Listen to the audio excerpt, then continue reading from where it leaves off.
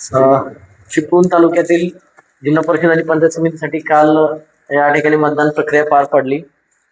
245 केंद्रावर ही मतदान प्रक्रिया पार पडली.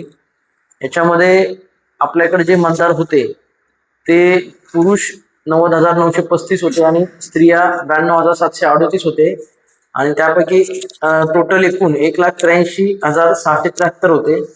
त्यापैकी जे काल मतदान झालंय ते 57,982 पुरुष आणि स्त्रिया 56,915 असे एकूण 1,14,897 म्हणजे 62.56% मतदानाची काल नोंद झालेली आहे.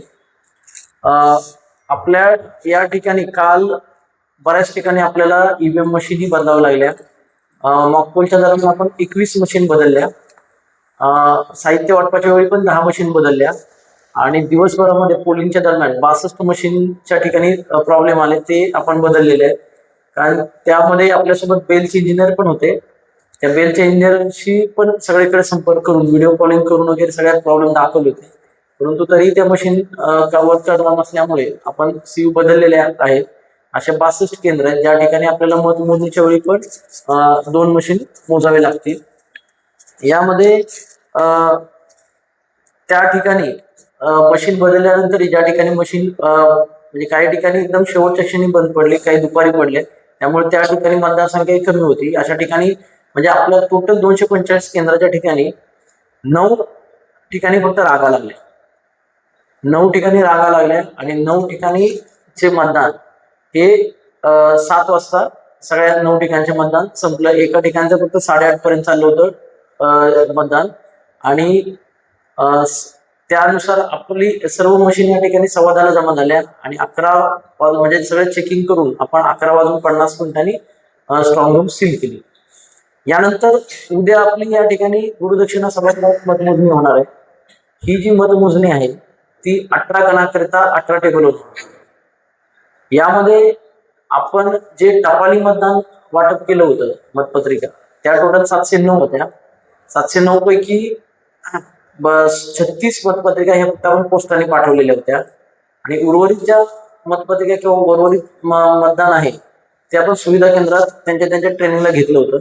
त्या 32 पैकी परवापर्यंत 36 पैकी परवापर्यंत 9 टपाली परत आल्या होत्या. काल काय आले असतील आणि आज पण काही येतील आणि उद्या सकाळी पर्यंत पण काही येतील म्हणजे मतमोजणी सुरू होईल. या 709 जे काही टपाली मतदान आहे ते वेगवेगळ्या 18 गणाचं आहे. ते टपाली मतदान प्रत्येक टेबलवर पहिल्यांदा टपाली मतदानाची मतमोजणी सुरू होईल. ती पहिला मतमोजणी संपेल. ती संपल्यानंतर त्याच टेबलवर ईव्हीएम मशीनची मतमोजणी चालू होईल. आपल्याकडे प्रत्येक गणाची मतमोजणी एका वेळी चालू होईल. प्रत्येक 18 गण आहेत, 18 गणाची मतमोजणी एका वेळी चालू होईल आणि 2 गण म्हणजे एक गट होणार आहे.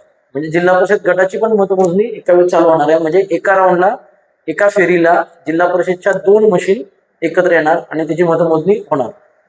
या पद्धतीने मतमोजणी चालेल. काही गणामध्ये 16 केंद्र आहेत, त्या ठिकाणी 16 फेऱ्या होतील. काही ठिकाणी म्हणजे खिरडी किंवा काही ठिकाणी 11 केंद्र आहेत त्या गणामध्ये, त्या ठिकाणी 11 फेऱ्या होतील. म्हणजे 11 ते 16 असे फेऱ्या होतील.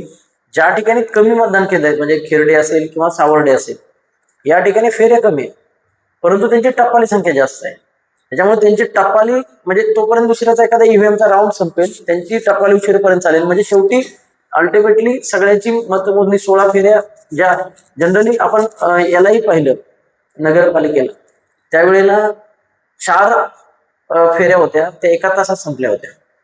त्यामुळे एका तासात 4 फेऱ्या संपतात. 16 फेऱ्याला मॅक्झिमम 4 तास लागतील आणि टपालीला एक अर्धा तास म्हणजे 4.5 ते 5 तासाचं नियोजन आहे. परंतु याच्यामध्ये 2-2 मशीन आल्यामुळे थोडासा अर्धा तास वेळ वाढू शकतो. म्हणजे एक 5 तासामध्ये आपली मतमोजणी संपू शकते. 5 ते 5.5 तासामध्ये म्हणजे 10ला सुरुवात होणार आहे. 10 नंतर ती 3:30 पर्यंत संपण्याची शक्यता आहे आणि 3:30 नंतर मग निकाल घोषित होते. साऱ्या केंद्र म्हणतात की कुठलं चाललं कुठलं नाही डुबवे काय ते नाही